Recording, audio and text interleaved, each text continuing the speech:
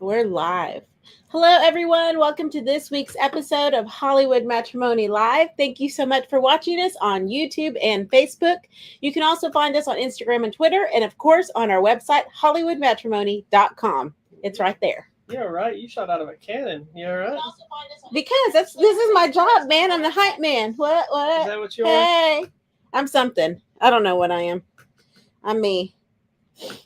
All right, I'm going to Something is share. definitely the word. I am something for sure. Come watch our show. Post.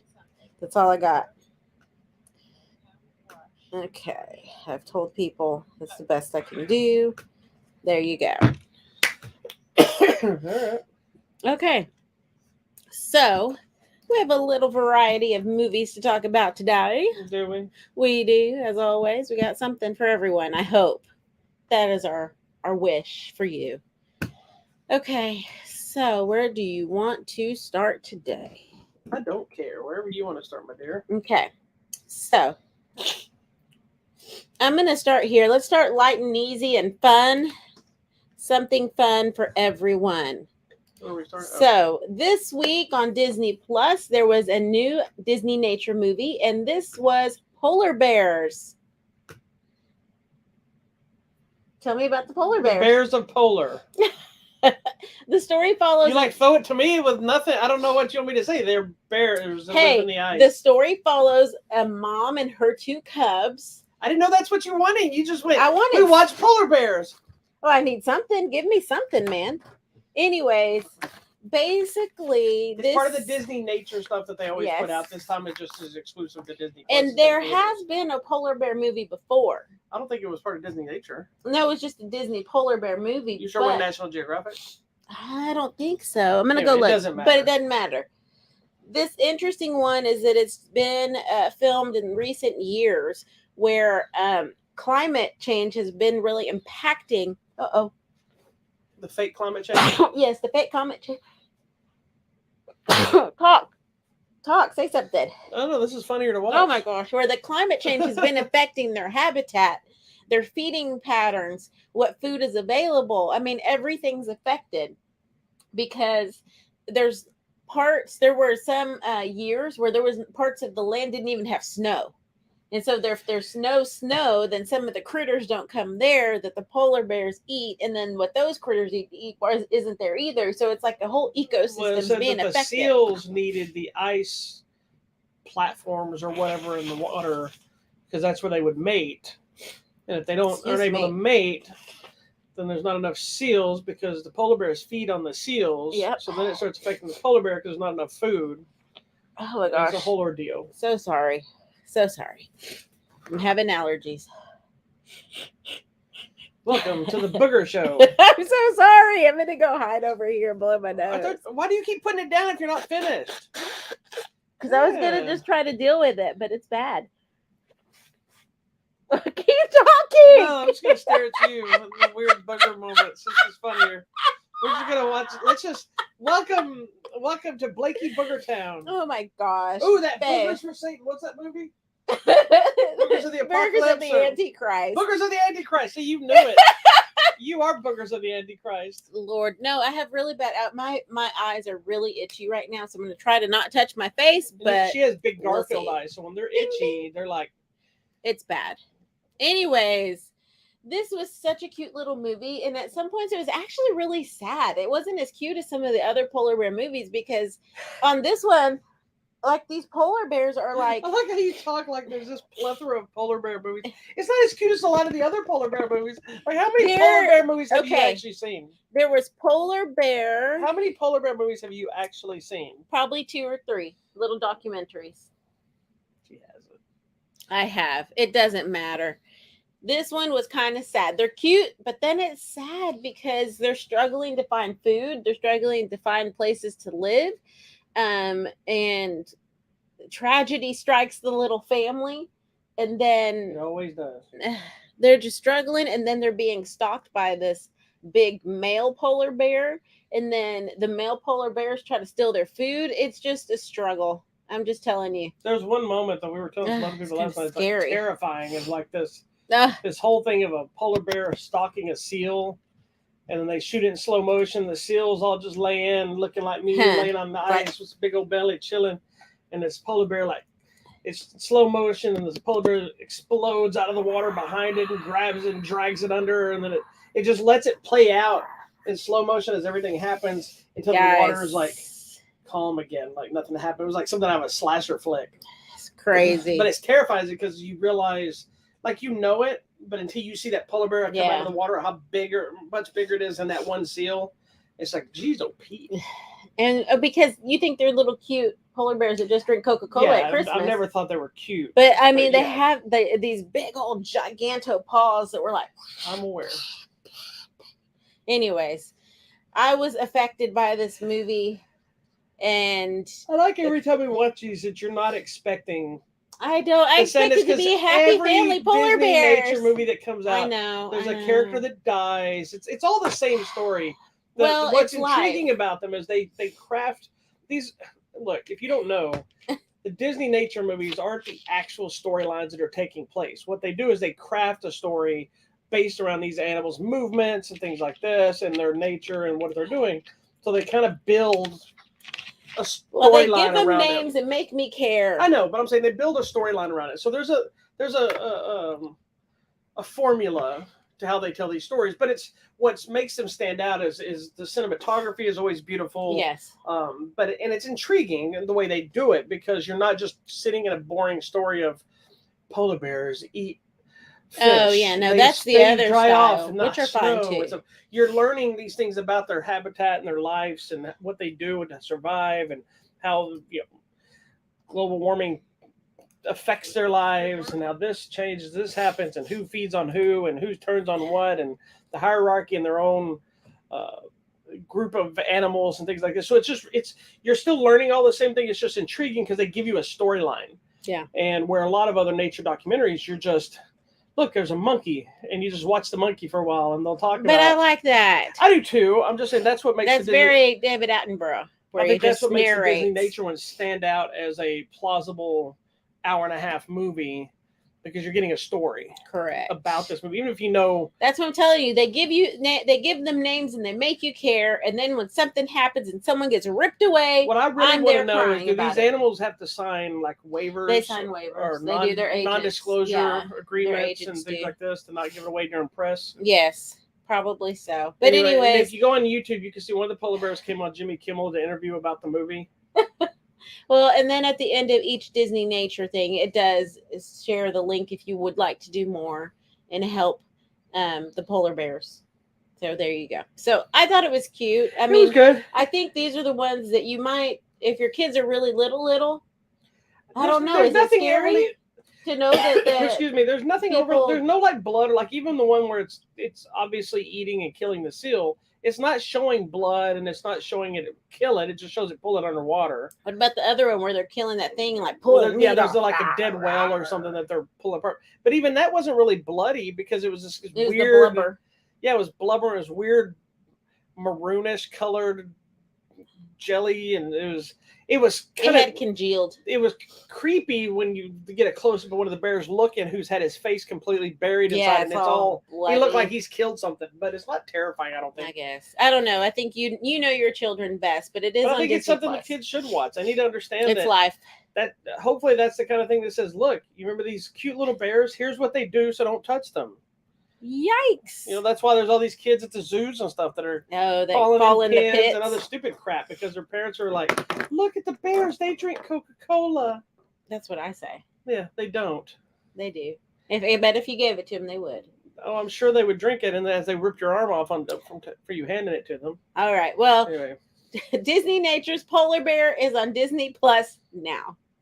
Don't get your arm ripped off. Or at least it was yesterday. You want to go to this? Sure, why not? Okay. Because you have to tell me about everything. Okay. Well, the one I'm going to discuss is an older film. Older. I believe 1981, if I'm not mistaken. Nowadays, it's not as unique, really, to see adult animation. But back in the day, there was things like Fritz the Cat and different things that like Ralph Bakshi or however you say his name, and some other people put out, but in '81, Ivan Reitman produced a film, and it was this movie called Heavy Metal. Well, if you don't know what heavy metal is outside of the music, heavy metal is a magazine publication that publishes like anthology stories of science fiction and I think fantasy science fiction. I don't think it's a lot of horror. I think it's just that. So magazine ran for years, and to my knowledge, it still runs today.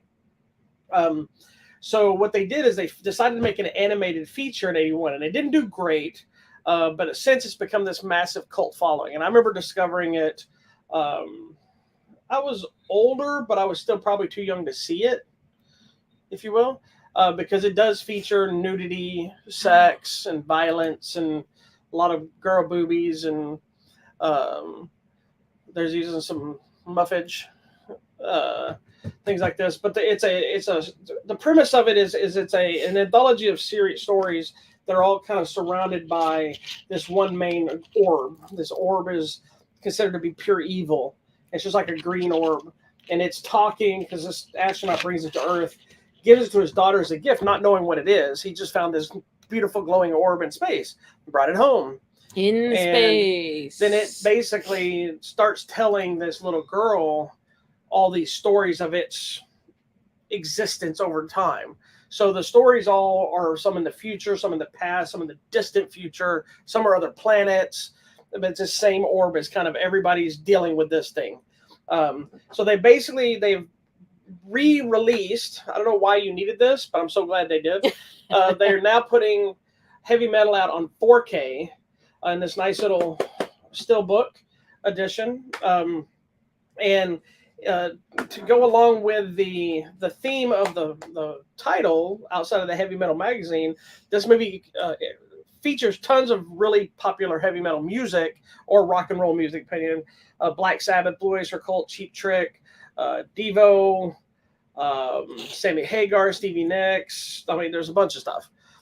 So it's like the soundtrack alone, I think, did really, really well back in the day. Yeah.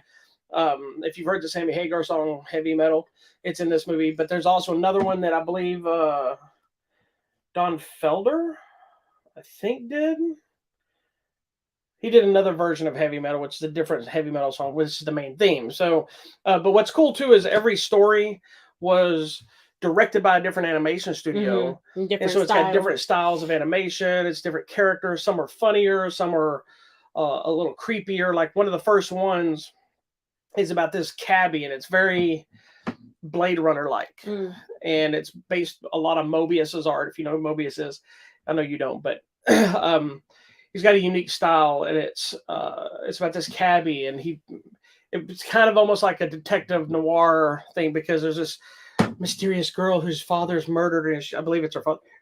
She's trying to escape, and he's helping her, and they end up having relations, and then find out she trying to betrays everybody, and that kind of stuff. I think that there's like 5 or 6 different stories, and they're each one's wackier than the next and crazy, and some of them is cartoony like, some of them is more realistic like.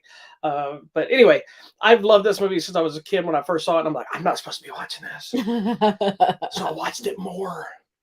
But I don't know, they haven't. I don't think they've done a ton of releases. I know that I think they finally released it on VHS at some point.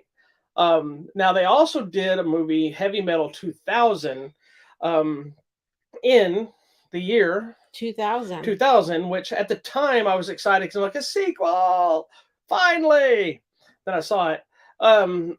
It's not great. The biggest difference between it is it's one story. It's a film of one thing. Yeah, it's based on, what's the name of it? The Melting Pot, which is a graphic novel that Kevin Eastman and Simon Bisley and Eric Talbot did. And it follows this like female warrior, whatever. Is that in here too? Yes, this set includes both films. Okay, cool. So even if you never watched it, because you're like, it looks stupid, if you get to set, watch it. You can check it out. It's not horrible. It's just if you watch the first one and then you watch that one, it's like if that one's by itself and that segment doesn't have the heavy metal feel outside of the nudity and that kind of thing. The animation is pretty generic. But I didn't realize until researching this, the reason that exists is because Kevin Eastman, who is half of Eastman and Laird, who created the Ninja Turtles, Mm. he bought Heavy Metal magazine, so Oh, he cool. published it That's for why. years, and so he is one of the people that made the Melting Pot. So when he basically made Heavy Metal 2000 the movie, it was an adaptation of his thing through his Heavy Metal brand. Gotcha. So, It and makes then they sense. talked for years about doing another Heavy Metal film, and it never seemed to happen. Oh. And then what I just found out, again, I did not know this because I never really looked into it. There's a series on Netflix called Love, Death, and Robots. I believe that's what it's called. Mhm. That is the retooled Heavy Metal thing that they were making. Oh, you'll have to watch So that. I've watched season 1. I watched it along when it first happened, and it's excellent. But that was the Heavy Metal, and then they just rebranded it and titled it something else. So that is the Heavy Metal spinoff for the next, which follows more along the line of this, which each episode is slightly different. But it's a 4K version. It does look crisper. The music is great. I love this movie. I think it's awesome. I think everybody should check it out as long as you're of age. If you're not of age, make sure you watch it secretly where your parents don't find out. Just like don't get caught. Just like I did. As your mom would say, don't get caught. Right. But it's this nifty little steelbook edition. I don't know if this is a movie that needed 4K, but we got it. Why not? And the fact that they give you there's some bonus features and Heavy Metal 2000, chance to check it out. There you go. It is available now on the 4K. Okay. Now we have these two big things to talk about. Pick one. I don't care. I don't know what to do. Come on, make a life choice. Okay, I'm going to go here. Ugh, no, just kidding. Okay. Good. No, this is exciting. That's fun. I'm excited to talk about this next film because I didn't know. Yeah, and this next one's one that I've been super excited about. You've been way more excited than me. Well, but I did want to see it. I've known about its existence, that it was going to be made for a long time. Okay, good. And so I was excited for them to make it. I didn't know there was going to have this many big people in it. I love Nicolas Cage. Yes, even you do. Even some of his, I recognize that there's a ton of bad movies he put out. He's always great in them. But a lot of them, even admittedly by him, are not good. They were done for paychecks, not. You know what? Sometimes you got bills to pay, and because he wants to act. It was like he had a big. For those who don't know, he had some tax issues. I don't know if there was any kind of fraudulent thing. He just know he had a big tax bills and stuff that he'd been paying the IRS. And ironically enough, this movie paid off his debt. So I have a feeling we're going to start seeing less Nicolas Cage from a standpoint of just every project. But at the same time, Nicolas Cage loves to work. He just wants to do. He talks about, I am not a movie star. I'm an actor. I'm going to my job. Yeah. So he loves to work. But anyway, this movie is called The Unbearable Weight of Massive Talent. If you've seen the trailer on TV, they just go massive talent because nobody wants to say anything else. I don't know why it's not that long. I don't know. There have been longer movie titles. Yeah, what is it?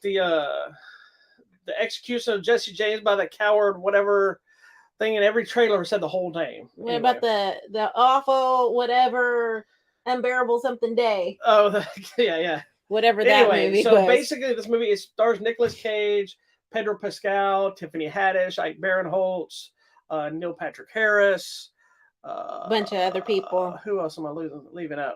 Anybody specific, or are those about the big ones? That's the big ones you need to know right now. There are other people. Yeah, and so Nicolas Cage plays Nick Cage, which is a fictionalized version of himself.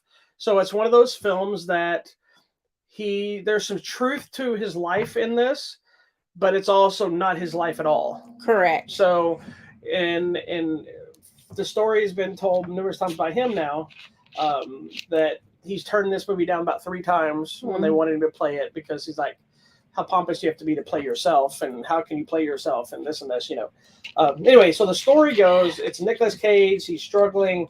A lot of his offers are drying up. And he gets this offer to go basically show up at someone's birthday party in spend the weekend Cuba? Or whatever. I don't know. Is it Cuba? I don't think so. I thought it was Spain, like Maybe an island in Spain. Anyway, it's somewhere else. And he turns it down, but then, of course, the money's really good. He needs the money, so he accepts it. And so then he gets thrust into this world which you don't know if the person he's going to see is a criminal, if he's a crazy person, if he's a stalker. He doesn't know what he wants him to do. He's just there to hang out. He's dealing with issues with his wife, his ex-wife, and his child, his career, his managers. Then there's police involved in some stuff, and yeah. So he gets thrust in this whole world of stuff that he doesn't want to be a part of. and madness ensues. So I know I was super stupid excited for this movie. Like, this was one of my most anticipated movies this year that I really, really, really was hoping it was going to come out and get to see. You don't really care about Nicolas Cage. I do. You care about old Nicolas Cage, not like most of his newer stuff. Pig was great. Pig was great. Yeah, yeah. And you like Willy's and Wonderland? I like the Wonderland movie. Yes, those are great. Mandy is awesome. Mom and Dad was awesome. Anyway, I mean, I'm not a huge fan. So let's go with you, because I'm going to tell you now, I love this movie, and then we'll embellish in a minute. But let's ask you. Okay. I know you like a lot of the other people in it. Yes. So I knew you would at least enjoy Neil Patrick Harris and Tiffany Haddish, those kind of people. Yeah. But you got a full on Nicolas Cage movie. Yes. In a theater. I haven't seen a Nicolas Cage movie in a theater outside of fun. Like The Cruise or Spider-Man Into the Spider-Verse, because he was the Spider-Man noir. Mm-hmm. I haven't seen physical Nicolas Cage on the big screen in a long time. What did you think of this movie? I really enjoyed this movie. I didn't think I would. I go because I know you are a super fan. Not a super fan, but you're a fan of his work, and you will watch anything he's in anyway. And by consequence, I kind of do too, but I'm just like, oh, this is terrible. Like that one weird alien samurai movie was weird, but it was interesting. Yeah, it was interesting, but weird. It was. You know, it's not. Did you ever watch Jiu-Jitsu? I watched whichever the one is where the people are mummified looking and they're trying to get to the clock tower. What's that movie? Is that the right movie? That's Nicolas Cage with the samurai. No. You're thinking of Prisoners of the Ghostland. Yeah, the Ghostland movie. I'm talking. That was okay, but weird. Okay. You're talking. I love that movie too. Yeah, the Jiu-Jitsu movie I did not Jiu-Jitsu see. is the one that's got Tony Jaa and Nicolas Cage. No, Ghostland was weird. But anyways, doesn't matter. So I'm not a super huge fan, and I think he was crazed in a lot of his earlier stuff. He was like crazy. He was. Which gets referenced in this movie. But this was so good, and he was so good. And being this other version of himself, I can kind of see that maybe that's how he sees that people see him. I don't know. It's very multi-layered, and you wouldn't think it would be. You'd think this is just a funny movie or whatever. But there's actually a lot to it. And in a way, it brings up that whole thing. Like, I kind of feel bad for celebrities because they can't have a real life. Their life is skewed anyway. Yeah. You know, and you were telling me he actually has no social media at all, which is probably best for his sanity and his family.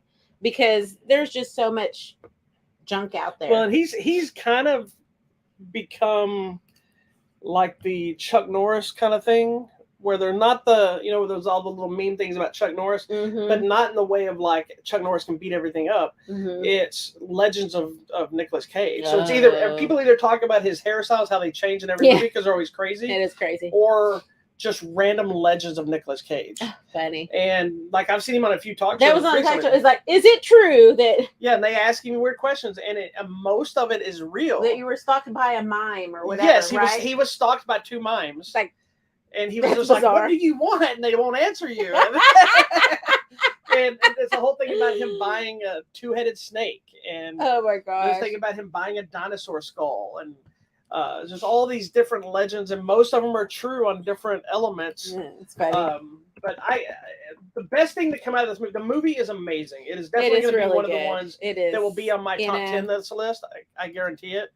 I think it's one that he should be nominated for something for it. But I think it's because of the type of movie and so far to the beginning of the year, I think it's going to be forgotten about. It might be gone by the end of the year. But I mean, this movie and Pig will easily remind people why Nicolas Cage has been nominated and won one of them. But I know he's been nominated for 2 Oscars, and he's won one. He won for Leaving Las Vegas. Yeah. Which ironically, he lives in Las Vegas. So after he did that movie, he stayed. Oh wow! So he goes, I didn't actually leave. But he's in this one. I think is kind of like he's amazing in Pig, but it's a different performance. Such a good movie. This movie is. This one is great. To me, it's hilarious, but he's got to poke fun at himself. But he's also got to kind of dig deep into his own issues because they touch base on his finances. They touch base on him making some bad movies. Well, and they go through several movies. It gets brought up throughout the film, like these iconic moments of different movies and the looks and the styles and what he was thinking. And so You do. That's why I'm saying this. It is multi-layered, and I'm sure might have been difficult for him to even revisit some of these things that he's done in the past. Well, and there's a scene in the trailer, so it's not really a spoiler, but that's why I'm telling you it's in the trailer without bringing it up. That kind of also pokes fun of his crazy purchases, which I think his crazy purchases are his IRS issues. The amount of money he spends on stuff. I don't think it was doing bad stuff. I don't know that for a fact, but there's a scene in the trailer where you see there's a basically a wax statue of him from Face Off, and he's like, "It's horrendous. How much you want for it?" And it's that to me was another poking fun of Nicolas Cage purchases. Yeah, and he really plays up the pompous actor mentality, which he's like, He says in an interview this is the best part outside of the amazing movie itself. My favorite thing to come out of this movie is getting Nicolas Cage back on Jimmy Fallon and Jimmy Kimmel and seeing him on late night shows. He says he loves doing it, but he hasn't done one in 14 years. Oh my gosh. Until now. That's crazy. And I saw him in James Corbett. They all named James or Jimmy? It's James. He's James. Yes, no, but there's two Jimmy, Jimmys. Jimmy, and James. Jesus Christ. And Steven. Stephen Colbert. But listen to him talk on these shows. You can see how excited he is to be there and how happy he is. But even more so, how excited everybody else is to have him there because he's an icon. He's cool. You may look at the joke aspect of Nicolas Cage's career now of, he just does bad straight-to-video movies. And kind of the same thing with Bruce Willis happened. But if you step back and you think about, used to be, Nicolas Cage was opening big box office, National Treasures and The Rock and Con Air and Face Off. Like you said, I mean, he's an actor and he needs to work to pay his bills. So you got to do the work that you get. And he's one of those will be the first to tell you, I do this. It's my job. Yeah. And I have that. He has a deep love for film. He does. Like they play that up in the movie. There's a whole discussion about film, like some things I've never even heard of. Yeah. So we're gonna have to go watch. He talks about it in real life. Oh, I was watching this. I remember the first time I watched this film, and it really sucked me in. I want to be on. How do I? And they mentioned one of our favorite movies on there too. Yeah, there's a running gag of a movie that is not a Nicolas Cage movie. That gets, and it's so on point of everybody's reaction. I firmly agree with it. It is a great movie. And I really wish, that's the one question I haven't heard anybody ask. I would really like to know why that movie was chosen. If I bet he likes it. Is it something that the writer really loved? Is it something Nicolas Cage liked? Or is it something they're poking fun of because it's not something you would think would be that powerful? But it is a good movie. But it's a great, great movie. And there's also a scene where they're going through this guy's collection of Nicolas Cage stuff that I need that movie at home so I can pause it because I was trying to pick what movies. Yeah, all the different movies from. There's that Axe? Was that one from the Slayer? Which thing he did? The Witch Slayer. Or is it from the Sorcerer's Apprentice that he did?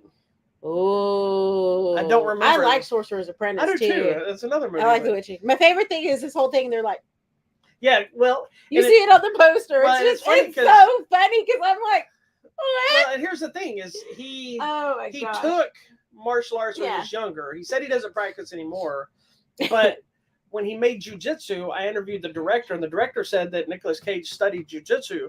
So he has kind of a martial arts mentality. This whole movie is just so. But it's how he turns off because at the moment in the scene that's in the trailer as well that you're talking about, where he's kind of not bad mouthing, but he's talking strange about who he's supposed to be meeting. This guy wants me to do this weird thing, and who is he? And he's like, he goes, and do you know someone? He goes, the guy's like, well, it's me. He goes, it's like he turns it off, turns back on to change who he is. He goes from this to.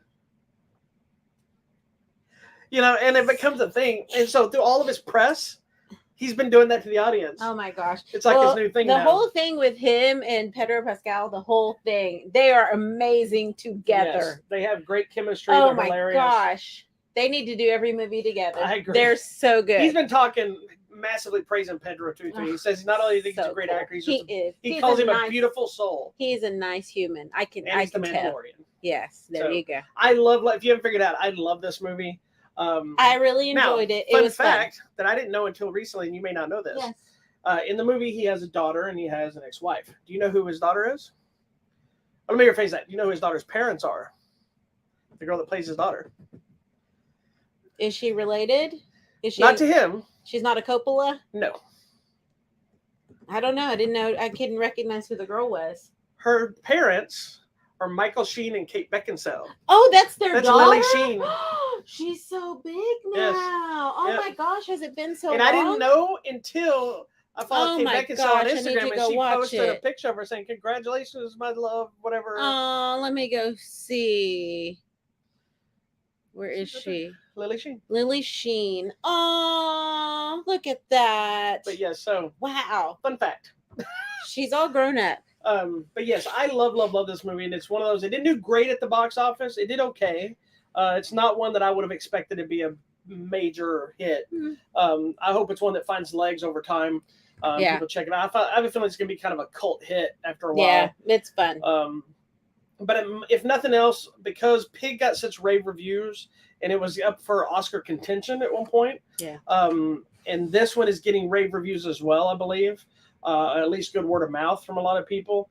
I hope, if nothing else, this kind of pushes Nicolas Cage back to where he deserves to be. Yeah. But if not, as long as he's happy doing the work that he's doing, I'm happy watching it.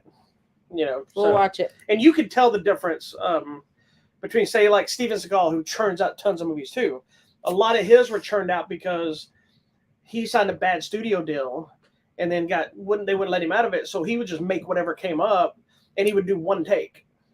And so that's why a lot of movies are done by somebody else's voice. The fighting's not him because he was in a bad deal. Not that he was ever the greatest actor. I'm just saying as an example. With his Rompo peel hair. Bruce Willis, it makes you wonder now with all those movies he was doing, was it because he was having the brain issue he now has? If you haven't heard, he's retiring because he has aphasia? Yeah. Something like that, which has caused you to lose your memory. And so it actually explains a lot of the performances that kind of seem like they were phoned in. But in reality, it may have been him struggling to try to even execute. I don't know, man. It's which sad. is another thing that I read about Nicolas Cage. We'll move on. That he said the only things that's ever hurt him about reviews that he's gotten from any of his movies, he's like, I recognize there's some of these bad movies I've done. The only thing he ever got upset about was that anybody ever felt that he just phoned it in. He's like, every movie he's ever worked on, he goes, I gave that movie everything I had. And he goes, and when I see people think that my performance was phoned in, he goes, that's what hurt me, not the bad review. Yeah. That they thought I did not give my all in the movie. Oh, I think he always gives his all, even when it's crazy. Yeah. So, and he's also backtracked to The Wicker Man. He did the Wicker Man remake, which I think is awful. But he's saying it was intended to be a comedy. That's what he's saying, which is why it's so ridiculous. But people aren't sure if they should believe him because Wicker Man's not a comedy. So I don't know. He goes, we intended maybe it to a farce of some sort, or dark. Who knows? Unless that's just him. I'm gonna have to go watch it. I don't know. Again. The it's Wicker been a Man, while. but I mean, the original Wicker Man is not that good. So no, it's really not. That was Anyway. that was what's his name? Michael Caine. Yeah, Is that Michael Caine? I think I don't know. I don't remember now. Who knows? Somebody. Anyway, moving on. The Unbearable Weight of Massive Talent is in theaters now. Please go check it out. It's such a great movie. If nothing else, whether you like Christopher Lee, whether you like it or not, like Nicolas Cage or not, this is not your normal Nicolas Cage movie. This is so good. A lot of fun, a lot of heart, a lot of good. action, hilarity. It seemed like everybody in our theater loved it. They did. Our audience was in it. Yeah, and she was cracking loud and talking in the theater, which she's been doing and a lot lately. everybody knew like their Nicolas Cage movie. So when different things came, like, oh, and you'd hear one over here, like everybody was fans. There's also an element that I don't want to talk about because I don't want to spoil it, but it adds a whole nother Nicolas Cage element to the movie. It's so funny. That he's been talking about. That's part of his favorite too of making this movie, which I can't explain it until you see it. So, moving on. All right, next. Y'all, there is so much to talk about with this movie. Before we, you already put it up there. Oh, I just put it up. No, I'm sorry. Okay. Before we jump into this one, do you know what the number one movie this weekend was? What? I'll take it down for a second. There was 3 movies open this weekend. Okay. The one we just talked about, the one Vic's talking about, and that animated one, The Bad Guys. Oh. What do you think was the number one this weekend? Bad Guys. Yes. And we didn't get to watch it. It's a new animated feature. But the funny thing about that story is, since I don't know when and if we're going to see it, I want to tell this story before I forget. Yeah. This movie has caused an uproar.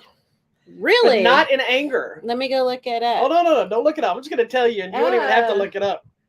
It's not an angry uproar. Oh. It's an uproar from the furry community who are hot for the wolf character in the movie. What? They're all like talking about how suave and sexy he is. Oh my and god! Somebody posted when are they going to see his penis, and it's this whole. If you don't know what a furry is, this is supposed to be a family-friendly movie. Yeah, so everybody's apparently super hot for him. Oh my! So I was reading a whole article. Oh, he does look cute, doesn't he? No, you're hot for him. I'm not. So anyway, I just thought it was hilarious that the furry community has been an uproar about how hot they think he is. Oh my gosh! I'll post a link to anyway. the thing just in case you get to see it. Wow. All right, moving on. So Let's let's talk talk. about this. This was another one I've been stupid excited for Me because I'm. too. We were excited for different reasons though. I'm Viking people. We both like Viking stuff, but I was excited because Robert Eggers, who directed The Witch and directed The Lighthouse, which The Lighthouse is amazing. The Witch, I'm on the fence. It was okay. I didn't think it was as great as everybody else thought it was, but The Lighthouse, I love. But it's also a movie I totally understand if you hate it or don't get it. I understand that too. But you love Skarsgård as well. I do love me some Skarsgård. So we're talking about Robert Eggers' latest film, The Northman. The Northman. It is a sequel to The Southman. No, it's not. It's The Northman. You want to tell us about it? And I was excited because Sean was the co-writer, and he did the movie Lamb last year, which I picked as my top movie of the year last year. So I already knew this was going to be kind of weird and out there, but Vikings. I love Vikings. Okay, what is it about? It is about a man who is avenging the death of his father. You know his name? His real name is Almest. Yes, close enough. Yes. I'm not good with Omelette. Omelette. I think it's omelette. Omelette. I don't. We don't speak Icelandic or whatever. Oh my gosh! Because there's something about you how don't the pronounce TH, the TH. Yeah. Omelette. Omelette. It's about omelette. A man Omelette. who created the omelette. Omelette. Yeah. Very Anyway. light TH. Omelette. Yeah. So it's a very simplistic story idea. It's yes, but you guys, this movie starts out epically. There is a voice from above, and the mountains and smoke and volcano, and I'm like. And funny thing, I'm going to give big props to the wife here for one time. Because just that dramatic opening and the voiceover. We finished the film, and we both had the same thought, but she said it. And she's like, this film was very Shakespearean. It was. In its execution and in its storytelling and its mythologies and all that kind of stuff. It felt very Shakespeare. It did. Well, for those that don't know. I didn't know. The character Emleth, whatever. Was actually it's an actual person, I believe, or a legend. These are so this movie is based on the true writings of the people of that time. Of Rax Grammaticus, I think is his name. Yes. This character and his story is the direct inspiration of Hamlet from Shakespeare. So that's why it's Shakespeare so knew similar. his history. And I read a thing that they think that Hamlet probably never read the actual book, but knew of it. Shakespeare didn't read it, you mean? I'm sorry. Yes, Shakespeare never actually read these books, but he probably knew of the writings, stories. And it inspired him to write Hamlet. So it wasn't like he rewriting it.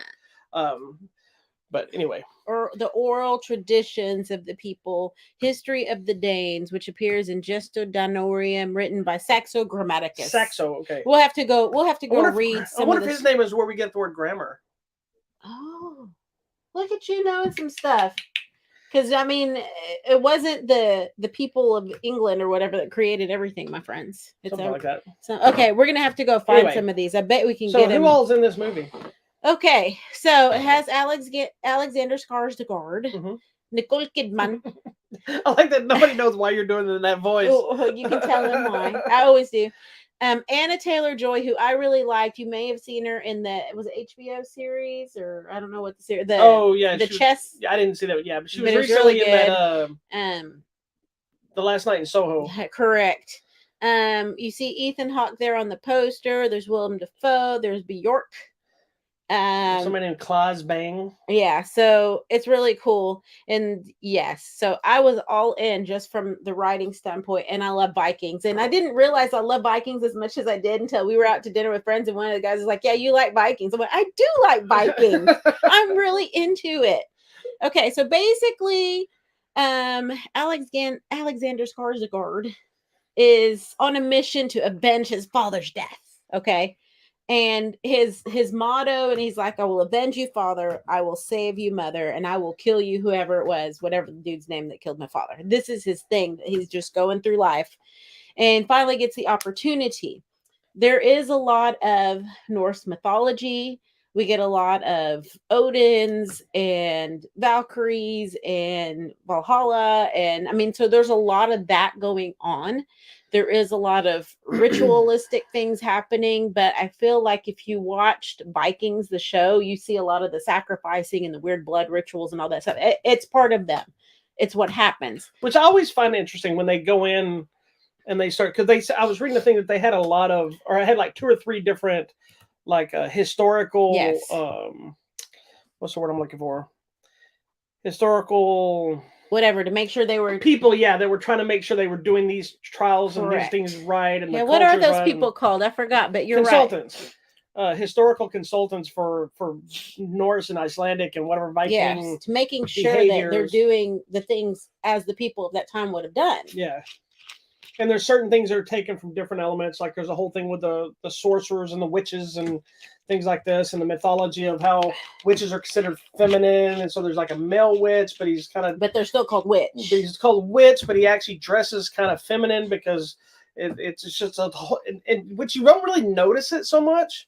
You do a little bit, do a little, but you wouldn't question. You just think, okay, he's a witch, he's a weirdo. I was just like, why is he in a weird little loincloth bikini thing? But yeah, like, but then whatever. when I went and read the history, it made sense because it was like, okay, well, witchcraft considered to be feminine, so he had to be feminine in his clothing attire, and men would actually have to disguise themselves as women to go learn witchcraft. Yeah, it wasn't like they became wizards; they were only witches. Yeah, you know? And I mean, wizards came in Harry Potter, and that sounded really dirty.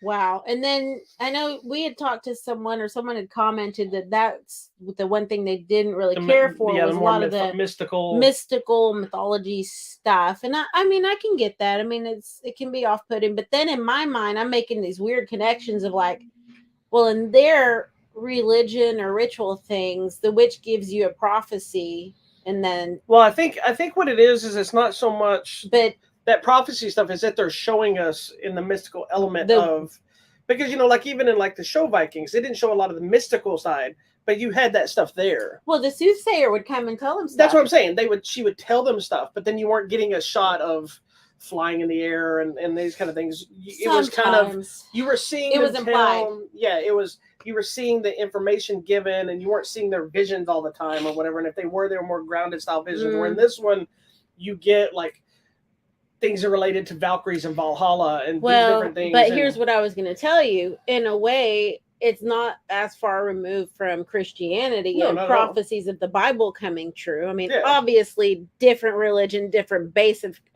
belief. I like that there's that little nod where they kind of take a jab at Christianity. At the Christians. Well, because we're in AD. We're 900 AD. So Jesus has already come, gone. But it's now there's a thing where there's people that are murdered and hung up or whatever, and they're like, could it be the Christians? And they're like, no, they wouldn't have done this. He goes, well, they sacrificed their own person on the cross sticks. I know. Well, because, if you remember in the show Vikings, well, you didn't watch the end of it, but the end of it, the religion had already reached out, not just to England, but to Russia and to all these other things. So at this, they make mention of we're going to see the Rus. Yeah. So I'm like, okay, we're going to Russia. So yeah, Catholicism was there. So I was like, So they were going to blame the Christians. And it's interesting because, they touch on it. They have the Vikings with their witches and the mystical, I don't know what to call that one lady, the lady with the beautiful white hair. It's like, this was the work of whatever, She's like a soothsayer. I guess so. But then you had the Christians too. And I was going to make a parallel. It's not that far off in belief. It's just different mindsets. Well, that's always been my ongoing thing with religion. I'm of course on the Christian side. I know, because the Vikings and their weird blood sacrifices. I know, but that's been my whole theory. My whole thing about all religions is, I personally think, I'm a Christian person, if you will. I'm not like a hardcore go to church every weekend. You are. I am. I believe in God and pray and that kind of thing, but I don't believe in the organized religion mentality necessarily. But I always have kind of my own personal feeling is that because almost every single religion has the same basis of love and healing and passion and understanding and all the good elements that almost every religion has. I'm not talking about the crazy fanatical stuff, but I'm talking about like basis of like this, or even like Indian and their different gods and Native American. No, I'm talking about like Indians. I thought you were talking about Native Americans. No. They had the same India. thing like Vikings. I'm talking about like India. Gotcha. And then even in Buddhism, in Muslims, they all have a same basis understanding about love and love one another and forgiveness and this and this, but despite it, they pray for. And I've always felt that a lot of the creation of these religions were based on the cultures that were creating them. So it's not so much. Well, and that's why I'm telling you. So these people had no basis of whatever. So they kind of made it, and I don't think it's made up, but they have their own thing that they created based on what they knew. Right. And that's why I think it's always been so wrong for another group of people, no matter who it is, to come to another culture to try to teach them your religion because you think theirs is wrong.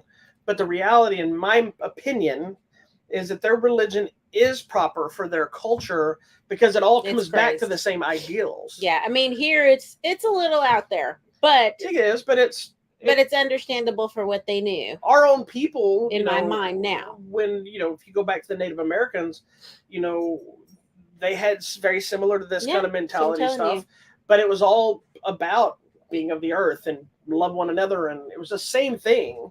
This does go a little bit in the mystical direction, so you just got to let it happen. But that's the other reason I thought it was very Shakespearean poetic in a way that, he's given this prophecy of what's going to happen, but knowing that if he does this, something else is going to happen. Like, there's a consequence always to everything you do. So every choice he makes, he's making because he's like, okay, if I do this, this is going to happen. So in a way, it becomes that whole self-fulfilling prophecy. Like, if you hadn't have done it, it wouldn't happen. But because you did, it did. But because you did and it did, then there has consequences that the person told you, hey, if you go down this path of revenge, this is going to happen. Yeah. So he had to choose. And I also think, like, when going back to what you said second cut before you went into that, talking about, well, this movie has more of the mysticism, but it doesn't have any more mysticism than Christianity. Because if you go by the stories that Christianity tell, the difference is if watching the movie, you're seeing this stuff happen. In the real world, they weren't seeing these things happen necessarily any more than... Well, it's visions. Well, but here's what I'm saying is if you can go by, and this isn't to start an argument, but I'm just making a generalization comparison. If you go by like the stories in the Bible and all the crazy things that happen, the unbelievable miracles and all these things that you want to believe in. Yeah, I believe it. Then why would it be not feasible that these things were happening there? And if they were in fact happening there and all this stuff in the Bible actually happened here, then why wouldn't they be running parallel just for the different cultures so that eventually they meet to the middle because that's how their culture understands? I guess. I don't know, man. I personally believe that. I think every culture believes the way they believe. Well, and everyone believes they're correct. So that's where the problem is. Everybody wants to say, I'm right, you're wrong, instead of let's talk and see how similar we are. Yeah. Because if Christians sat down with Muslims, and I'm not talking about fanatical of anything, because there's fanatical Christians too. Yeah, we don't want those people. Because we know Muslims and we have friends of Muslims, and they think the same thing that Christians think. Well, and they're very scared because they're like, we're not the crazy ones. Yeah, but if you sit and discuss it, you're like, so what does your religion tell you? Almost all those groups they say basic tenets that we do. Love one another, be faithful, honor each other, treat each other properly. It's not all just, well, if you don't believe in me, you die. And that's kind of what it's all turned into. It's sad. And I think everybody, we used to live in a world where, well, at least in the U.S., there was the freedom of religion and everybody accepts everybody's religion. Now it's freedom of religion as long as you believe what I believe. Correct. And that's what's becoming the issues. So. And who knew that a Viking movie would turn into this? Right. So back to Vikings. But this is a conversation we had afterwards that I get it. And I get the mysticisms out there. But in a way, I believe that if he saw the vision of whatever, I'm going to believe he saw the vision. Why not? Because it makes just as much sense as you've seen God, and a lot of these things are too when you die. But that's true. Yes, that's what I was saying. When you die, we don't know what. Yeah, technically there's no proof of anybody's visions when they died, because you could look at it in multiple things. You have people that died and came back, and they said, "Oh, I saw my grandma, and I saw this, and I saw the light." You could also be having hallucinations of the trick of the mind because things aren't working right. Because you're losing oxygen to your brain. Because that's not any different than when you listen to the Indians, Native Americans, doing their tent where they smoke the herbs or whatever, so they can have their visions. The peyote. Yeah, and you could say, well, that's because they're high. And it's even when what's her name went to Columbia or whatever, the comic lady, Chelsea Handler, and she went to go take ayahuasca or whatever. Yeah. They went to that whole thing. Yeah. I mean, but that's what I'm saying is you could easily, the people that are willing to listen, look, I'll at least give you credit. I don't try to change your opinion. I know what you believe, and I'm stick super to your Jesus, man. But I'm in it. At least you'll have the conversation. You won't ever step away and say, maybe you're right. You're always going to be like, nope, but Jesus. that's your business. But the problem is it makes just as much sense to be on the peyote and have visions of what to come as it does to say I prayed and Jesus told me to do something. This makes less sense because you're just praying and then, okay, so you're telling me this person talked to you but nobody else. Yes. But when they say somebody talked to them, you're like, well, they're just high. Yeah. That's how everybody dismisses it. They dismiss things based on, well, you were crazy but or this, in a way, I liked that we got all of that out of this movie because, like you said, it's something we don't get. Like, and sometimes when you were watching the show Vikings, it was just a little creepy that the deaf guy, the deaf soothsayer guy, he was dead, but he came back to life, but he's there to tell you a vision of what's going to happen. And I'm like, that's creepier than actually seeing this guy's vision of, hey, here's what's going to happen. And now she's showing him what's going to happen.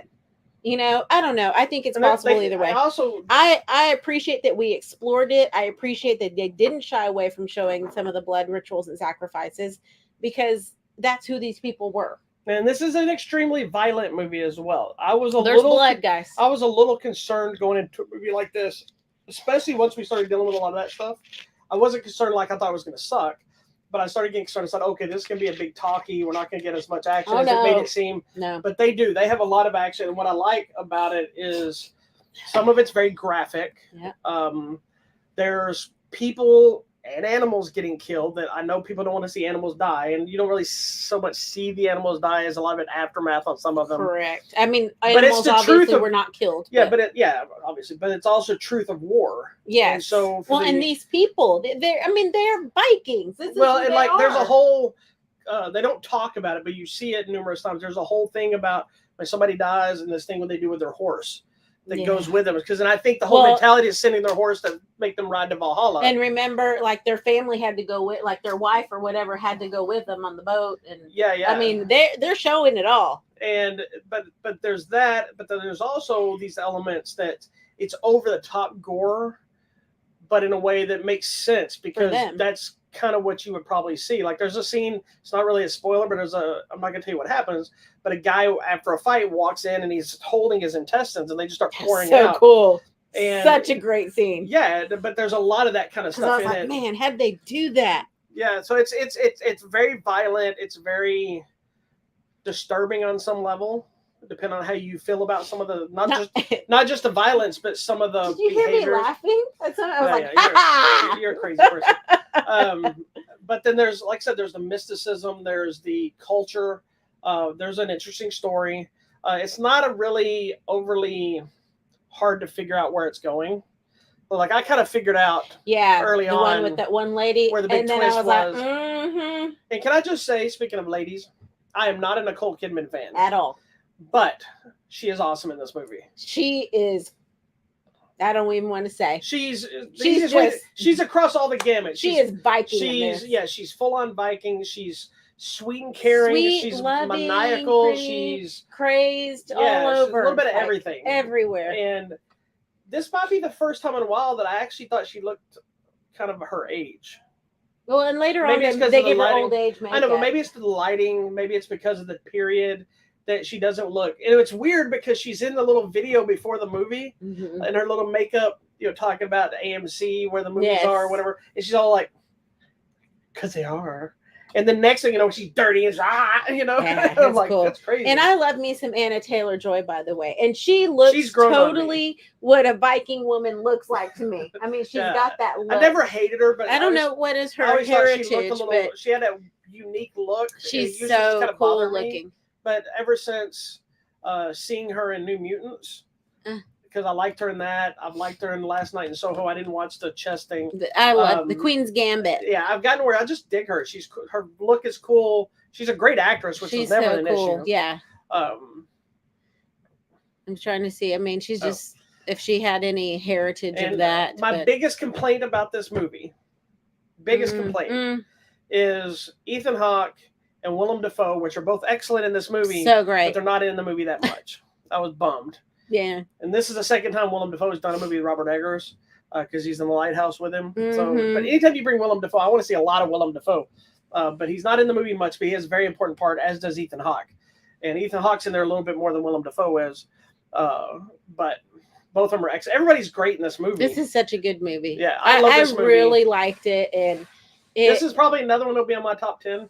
And it is that Shakespeare drama and the how revenge can hurt yourself with the quest for revenge, and you hurt others it's around you. Got a little bit of a Clash of the Titans mentality to it. Yeah, very much. And by the way, Alexander Skarsgård with a shirt off most of the time. Ma'am. I mean, sorry. He is not a piece of Anna meat. Taylor-Joy, beautiful. There. No, you can't backtrack for that. I forgot what the other movie was, but he was talking about it. It was like, this movie is a cross between some movie from the 60s. It was probably like a Viking whatever, and Conan the Barbarian from the 80s. Yeah, so it's very much all of that kind of and Shakespeare meets Conan. Kinda. And then there's some just crazy stuff happening. That big gigantic dude. Oh yeah, the mountain from Game of Thrones, Bjornsson. Wow. Shows up, and so and I thought they were going to battle, and they end up playing like a game. They're playing a ball game. It looks like cricket. Kind of like a version of violent Viking cricket. Viking cricket. Pretty much what it is. Viking cricket / croquet. Yes. Is that what it's called? Croquet? I don't know if it's croquet or. But no, is that what the game I'm thinking of with the little hammer and the ball? Is it croquet? Yes, it's croquet. Not croquette? No, it's croquet. Anyway, The Northman is an excellent movie. We loved it. It's another one that I can kind of see that it might not work for everybody. It depends on how much you're willing to buy into the mythology of all of it, how much you're willing to let the kind of weird Shakespearean artsy element play off. But this is also, to me, probably Robert Eggers' most normal film so far. You don't really have that comparison because all you've seen is The Witch. Correct. And I just know I like Shorten's writing of the Lamb. So and the Lamb I think is weirder than this. It is. So and I like that. But if you see Lighthouse, I haven't seen that yet. Lighthouse is a weird one, but it's Anna Taylor-Joy's lineage, they are Argentinian. She was born in Miami. She grew up speaking Spanish and didn't learn English until she was like 8 or 9 years old when they moved to the UK. I can see so that. She's of my people. I'm going to claim her. Here we go. Hey. Anyway, can I just say, I think Alexander Skarsgård got the shaft because this Tarzan movie was good. It was good. I was hoping to see more Tarzan, and we didn't get it. You know what? We get to see him all buffed up in this. So if you're like my wife and just want to see Alexander Skarsgård with his shirt off, you can watch The Legend of Tarzan or The Northman. Or if you like Vikings, watch them back to back. Please watch this. It's so good. So good. Great. All right, that's all I had to say. Anyway, check out The Northman in theaters now. If you want to see something that's not a superhero flick or not some of the same crap. The Northman and the Unbearable Weight of Massive Talent, 2 original films that you should check out. The other one, which we haven't got to see, which I'm bummed out, is the Everything Everywhere All at Once movie, which we're going to have to try to see that. So anyway, this is in theaters now. There you go. I'm not going to go through all the contests because a lot of the contests are either the same stuff or they're running out. So we're going to bypass that today. If you want to see them, go to our website. But I will tell you that this week, we'll be adding one new one to the list. For the contest because it's just been slow. They haven't sent a lot of stuff out. But we do have copies. I think it's a 4K copy. I think it's 4K for Singing in the Rain that we'll be putting up there. And you can talk about that later on. It's a good movie. Next week, we'll also be talking about Cyrano, which we started, but we haven't got to finish it yet. Correct. So we don't like talking about movies until we've seen the whole thing. Correct. It's not fair to the movie. So, there you go. Anyway, my turn still? It's still your turn to tell me what's coming out. There's not a ton coming out this week. It looks like Happy Death Day and Happy Death Day 2 are both getting 4K treatments. I don't know if they were already released, but if it's again. We own them, right? So it's okay. I think so. Licorice Pizza, which was getting all kinds of praise, is coming to Blu-ray and DVD, but it says limited release, so I don't know if they're doing a limited now and another one later. Wes Craven's Cursed, which is a werewolf movie he did. I believe it's coming through Shout Factory.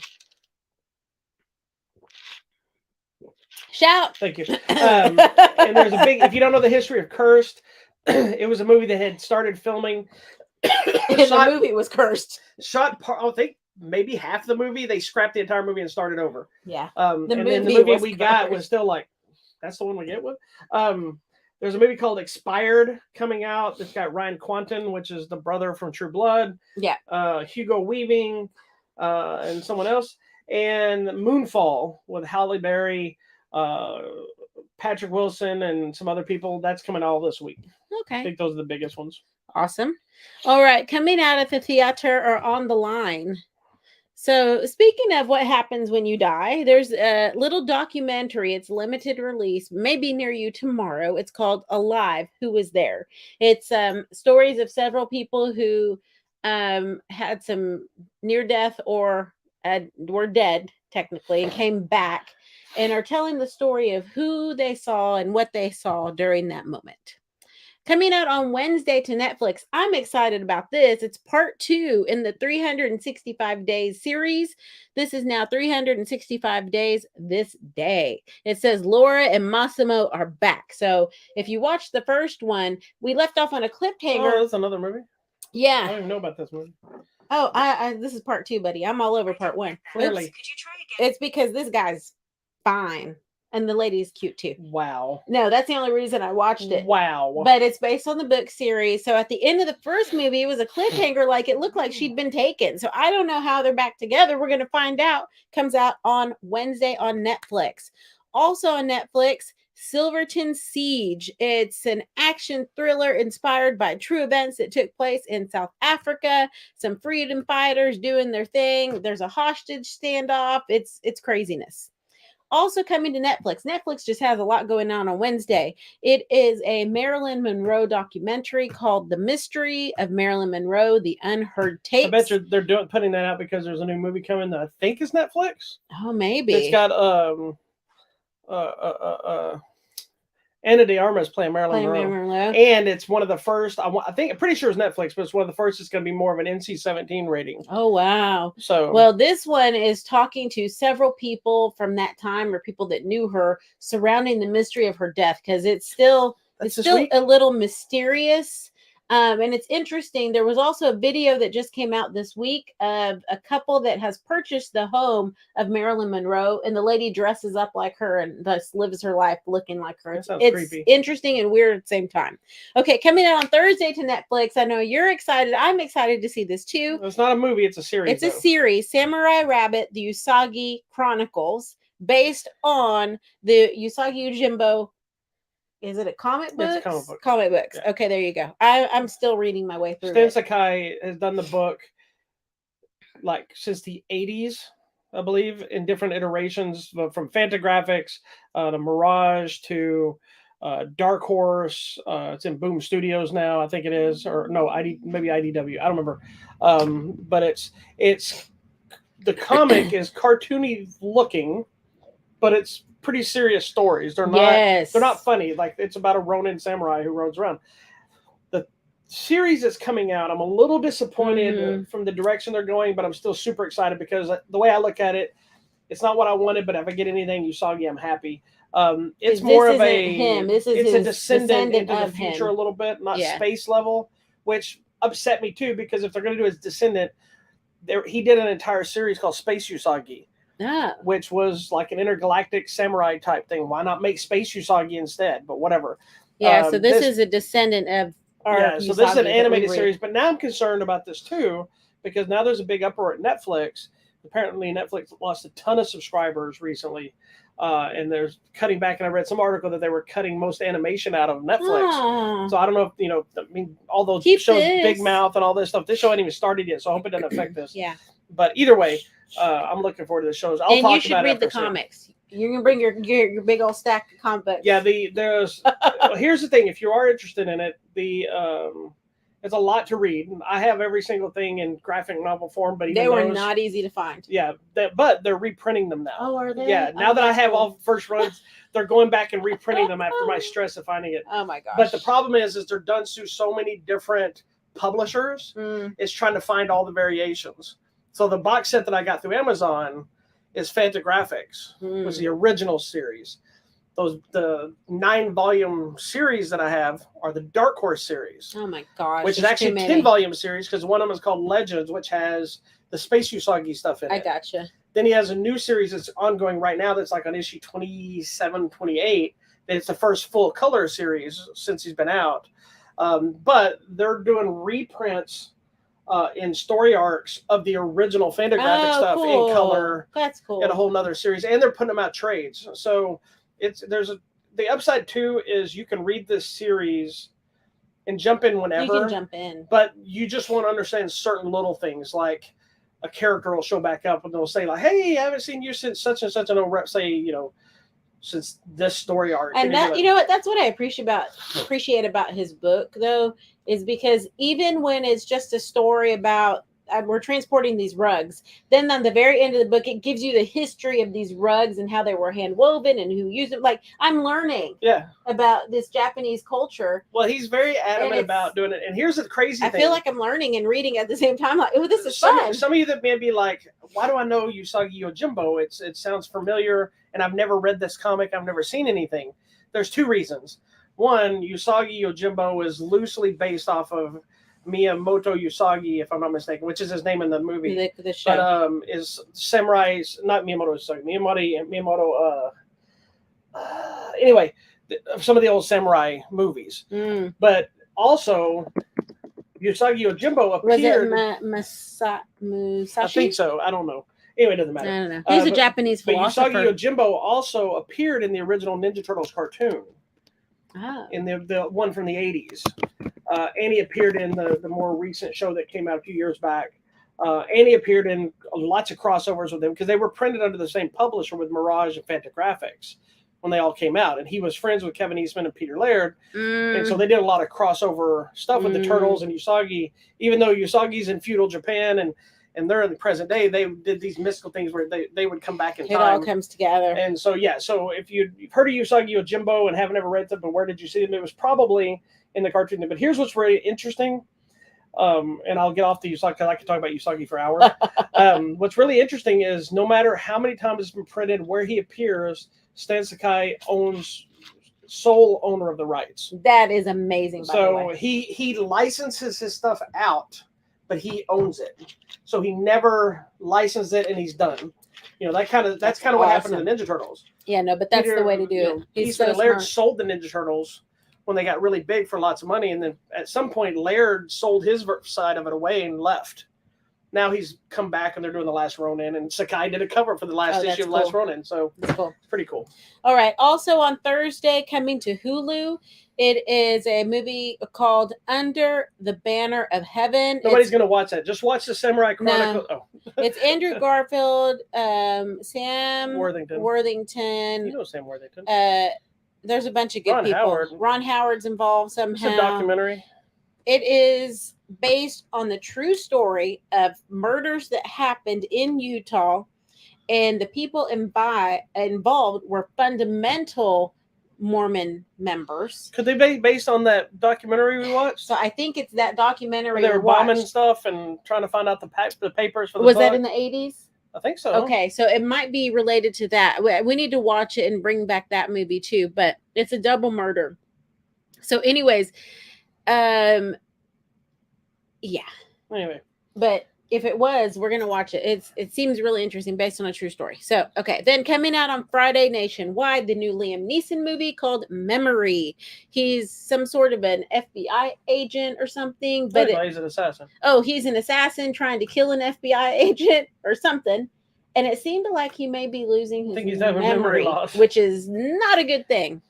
Coming out to video demand and digital, a movie called Unplugging. It's a couple who take on the challenge of going internet. They're going on a digital detox for a weekend to see, if that helps with their marriage or whatever.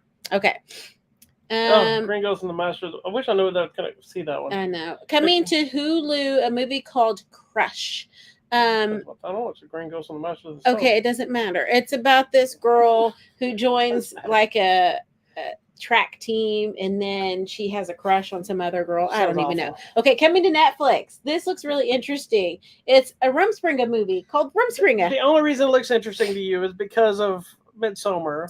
No, this looks like a fun movie. It's about the Amish guy, but he goes to Berlin for his Rumspringa. And we're going to see what happens because he falls in love. The second one's coming out of that. Fortress. Limited. There's a lot coming out. Coming to Prime Video, a movie called I Love America. Why'd you do that? Because that's what you do. It's like I love America. That's what I would do. That's racist. I know it's racist. Sorry. So There's a whole backstory of that I know. conversation. So these people obviously coming to America from Coming Paris. to America. Okay, so she's coming to America for the first time from Paris. Of course, love is in the air. It says awkward surprise encounters. There you go. What else? There's just so much happening. Please, please, please go to the movies, get online, watch some stuff. Make sure you watch 365 Days with Me and the Marilyn Monroe. There you go. That's what's happening. Fun. All right. You have some Yojimbo fans out there. Thank you. All right. That's it for today. You got anything else? I believe that's it. All right. Well, thank you so much for watching this week's episode of Hollywood Matrimony Live. You can find us on Facebook, YouTube, Instagram, and Twitter. And of course, visit our website, hollywoodmatrimony.com. We will see you next week, my friends. Unless we don't.